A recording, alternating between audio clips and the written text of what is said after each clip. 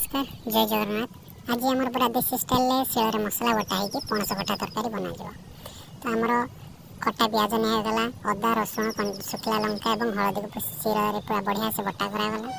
यापर आम स्टार्ट होगा रोषे प्रोसेस। पणस कटाटा आगुरी सीझा जाता कड़ाई में तेल गरम कराला, चीनी जीरा पकाई भजा करागला। तापर प्याज पकाई आम आराम से भजा करागला। प्याज भाजीगला से आमर बटा मसला पड़ेगा। बटा मसला को टे बढ़िया से पानी दे कषा कषी कर सीझा पणस कटा को ये पकाईगला। से लुण मीट मसला और बाकी जहाँ मसला आप चाहिए पकईदे।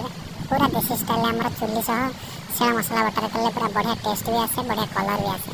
तापर देखो पणस कटाटा पड़ जाए बढ़िया से कषा कराला। मो बो ये सब प्रोसेस तार चलता। आउ टे पानी दिखाई कषा कराला। जो कड़ाई लगिगला यहाँ आमको सर्व कराईगला। बहुत ही बढ़िया टेस्टी होता। आपण भी बनातु खातु सब्सक्राइब।